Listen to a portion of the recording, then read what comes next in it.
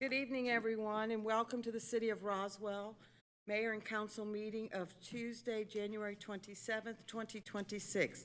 I am Mayor Mary Robichaud. I would like to introduce my colleagues and council members.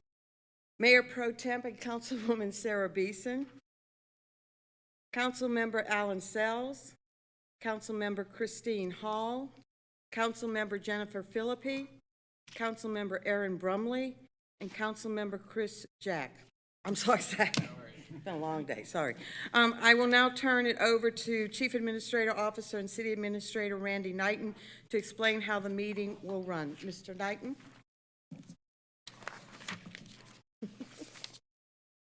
All right, thank you. And good evening, everyone. Thank you for being here this evening. In accordance with Section Chapter 3.70, the City Council shall hold regular public meetings. And the purpose of these meetings are for the public to participate and speak on agenda items that constitute formal decisions by the elected body. We do ask if anybody would like to speak on any item tonight that you fill out one of the cards in the back with your name and address, just for a record of the meeting, and you can place that up next to the podium. We do have several staff members here tonight who can assist you as needed. We always encourage everyone to visit Roswell365.com for a calendar of events, and always please reach out to our staff. We're here to serve you, and we look forward to the many activities and events here in the city of Roswell, as we all make Roswell the greatest community in America. And thank you again for being here this evening. Thank you, Mr. Knighton. If everyone would please stand. Unfortunately, the person who was to be doing our invocation was unable to attend, so we're just going to take a moment of silence, please.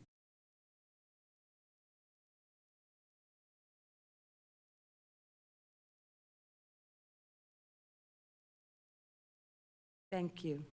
I would now, with the Pledge of Allegiance, Army Specialist Dwayne Campbell, please come forward and say the Pledge of Allegiance for us.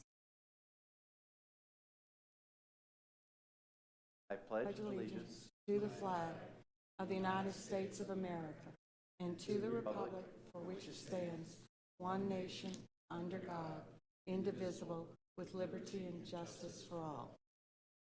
So Specialist Campbell, please stay there, and if everyone would join me down.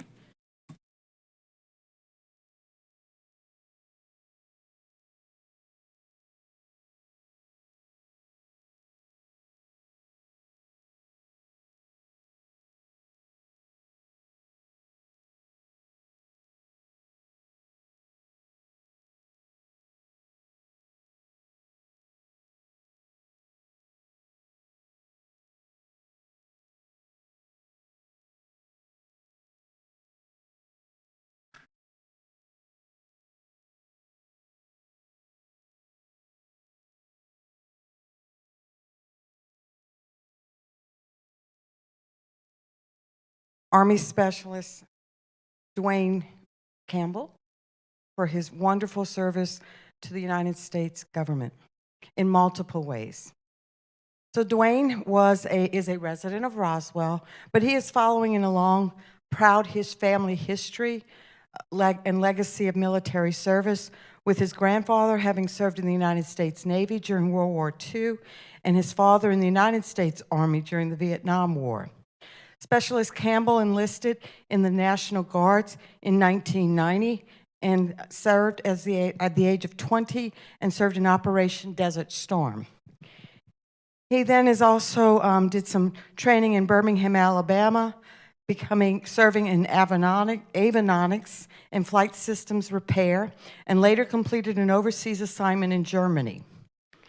After 8 years of honorable service, he was discharged in 1998 and joined the ranks in Army Reserve Components Achievement Medal.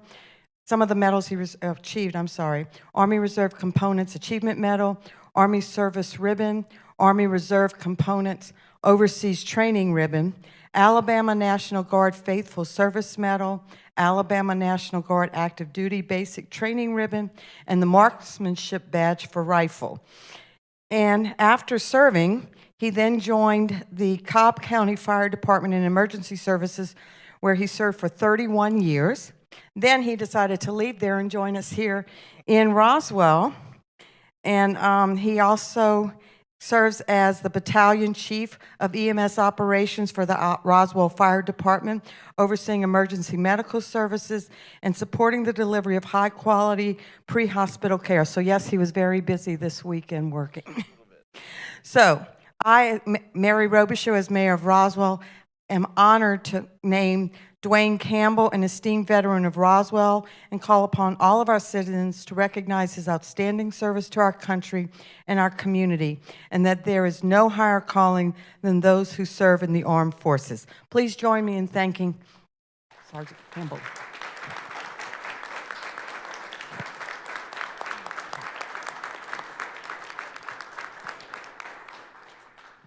I do just want to say that I am deeply honored by this opportunity, and I want to thank you, Mayor, Council, for the support that you give not only the veterans, but for the public safety that work to keep the city safe.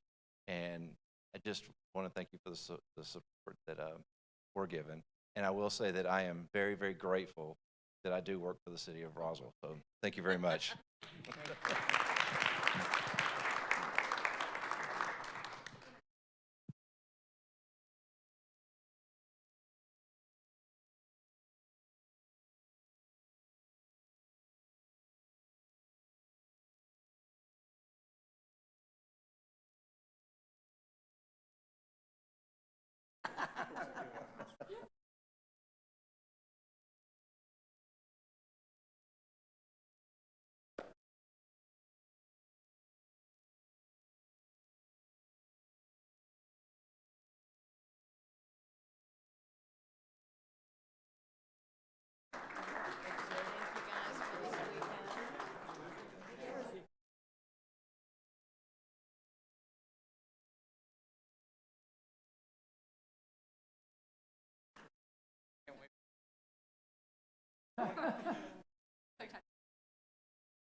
Not hugging you, I'm sorry. I'm still shopping. He's a kisser. Yeah, exactly. That's Bill. Good to see you.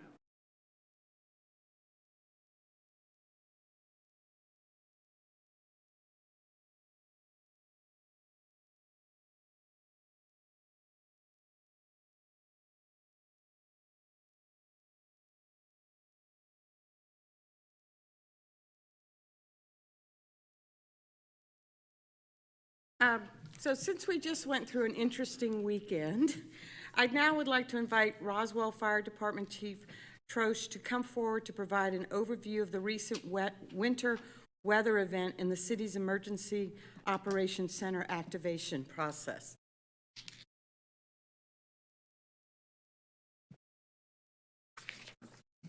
There it is. Good evening, Mayor, Council. Thank you. I appreciate the invitation, and I'll be brief. I'll provide a high-level overview of what happened over the weekend. And what you're going to find is an unbelievable team that collaborated to ensure the city was safe.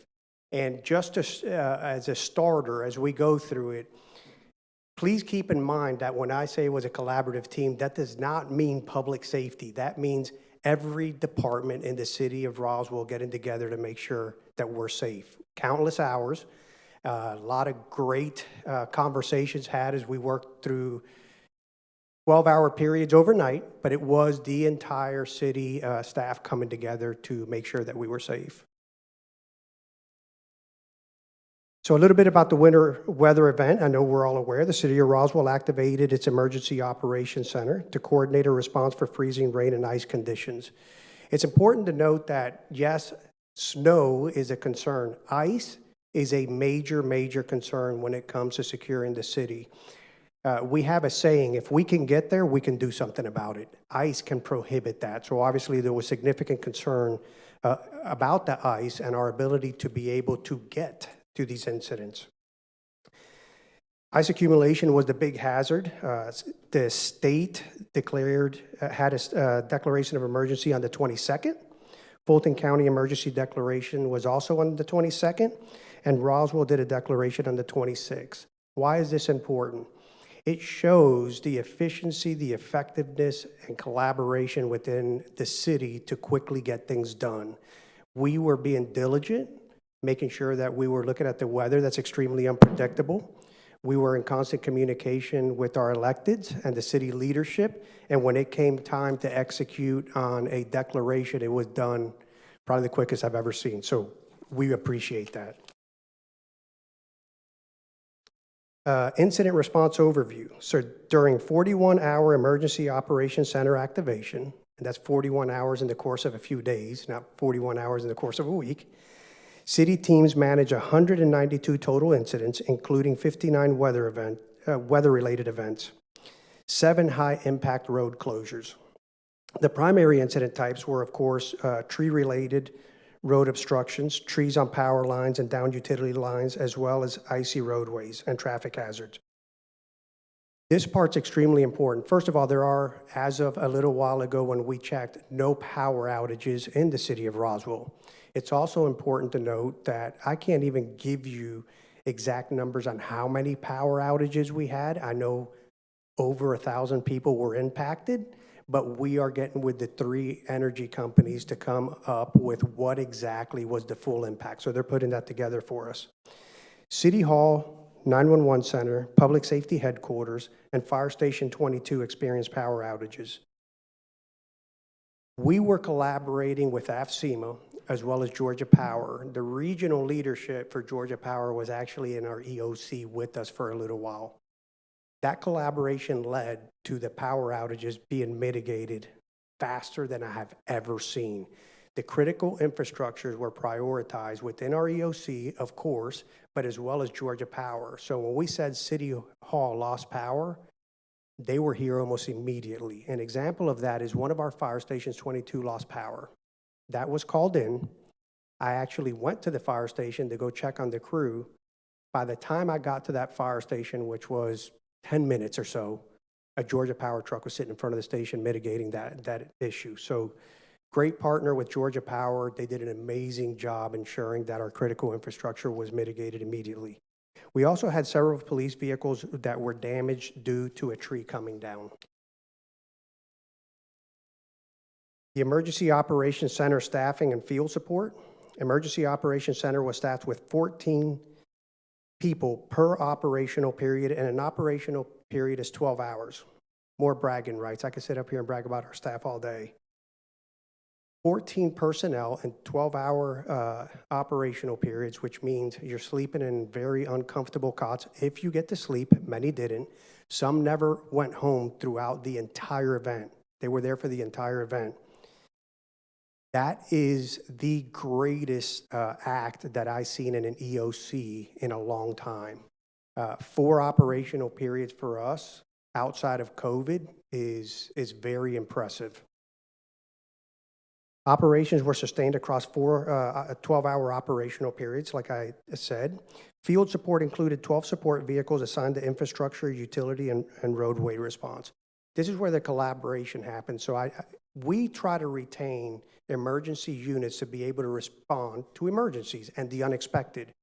The last thing that we want to do is have all of our emergency units out on power lines down and tree downs when a fire happens. So what we were able to do is implement these utility vehicles, recreation and park. Everybody was involved in this. And we would send these units out to handle some of these trees. That's an efficient and effective way to ensure that the city still has the emergency provisions in case something happens. So the outcomes and key takeaway. Emergency Operations Center enabled coordinated response operations across all City of Roswell departments. The strong collaboration between public safety, public works, transportation, utilities, recreation and parks, communications, and support departments sustained the city throughout this event. Ongoing communication with community partners and external stakeholders supported situational awareness and response coordination. And if I can touch on that, because I think it's critical and it's something new to us. One of the things that we've initiated from the emergency management side is a community partner program. And these are nonprofits as well as faith organizations that we were meeting with daily from the EOC so we can collaborate.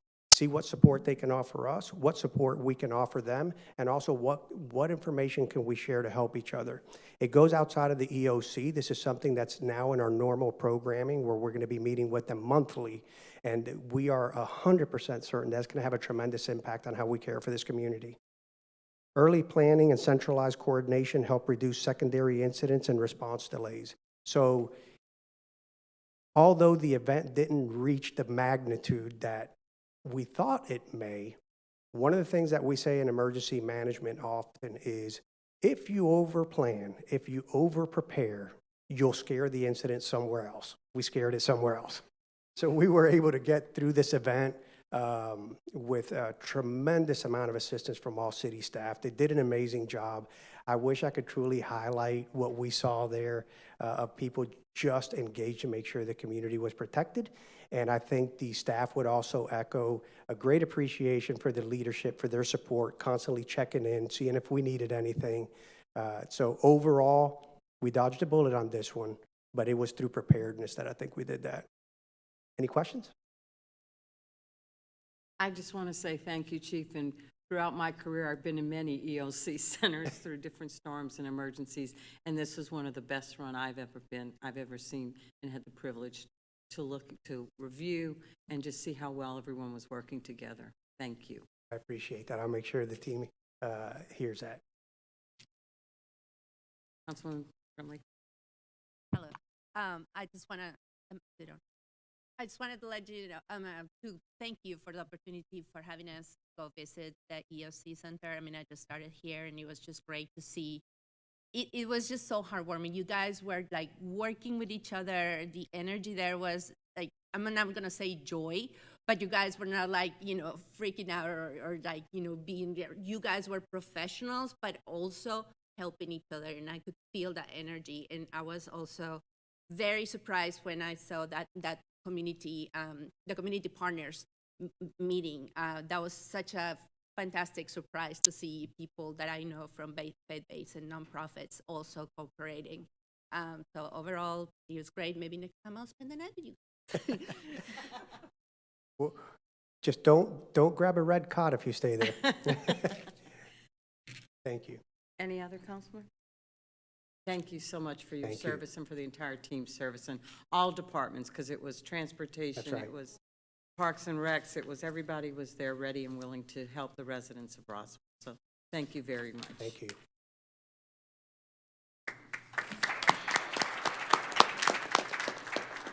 Now I'm going to take special privilege as the mayor and add an item to the mayor's report. We have two special guests here in the audience that I'd like to call up now. Derek Wood, a Roswell resident, and his young son. So he would like to just speak to council and mayor for just a second. Hi, thank you. My name is Derek Wood, and this is my son, Dylan. Hey, Dylan. First, as a tenured digital disaster recovery professional, well done. That's awesome. So Dylan is studying U.S. government and the Constitution, and he has a quiz on the Bill of Rights tomorrow that we've been studying for. And I thought, what better way than to show him some active political participation at our local city council chambers. One of the things that my dad did with me was the same, except he made me give a speech on stage in front of a bunch of people in favor of a sports complex, which was built, although I was 30 by the time it was. But I thought that, for all the talk I do with Dylan and, public policy and development, the good measure is that the policy and the development should benefit the public. And that's a good barometer for doing a good or a bad job. And sometimes people just don't know what the public want if we don't tell you. So that's the importance of participating and coming to events like this. And that's what I was here to do today. So, Dylan, this is how exciting public government is.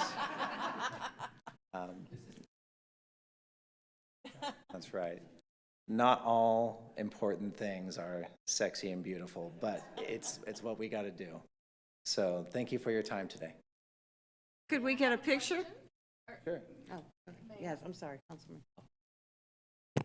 Thank you. I have a question for Mr. Dillon. So Mr. Dillon, we had some students up here one time, and they thought a good policy decision would be to make recess a lot longer at school. What do you think about a policy like that? Would that be beneficial to the students? Probably the students wouldn't be as smart, but they would at least play more. Thank you for that information. Good job. Spoken like a true politician. All right, thank you. Thank you so much. Next is the consent agenda. City Clerk Nancy Long, are there any speakers on the consent agenda? There are no speakers for the consent agenda. Does the council have any comments or questions regarding the consent agenda? Do I have a motion to approve the consent agenda? Councilman Motion to approve the consent agenda. Beeson, do I have a second? Second. All those in favor, please raise your hand. Unanimous vote.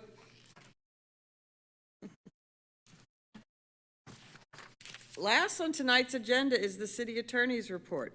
City Attorney David Davidson, please read the item. Thank you, Mayor. I do not have a recommendation for closure tonight, but if this council's willing, I would propose that we go ahead and make a motion for February 9th closure at 5:30. So we don't have to gavel in? And, Correct. So we don't have to have a special call meeting at 5:30. there you go. So I make a motion that we convene for closure Tuesday at 30. No, Monday. Monday. February 9th. February 9th. Thank you, Councilman Sells. Do I have a second? Ms. Zach? All those in favor, please raise your hand. The item has passed unanimously. Being that there are no other items, this mayor and council meeting of Tuesday, January 27th, 2026 is adjourned.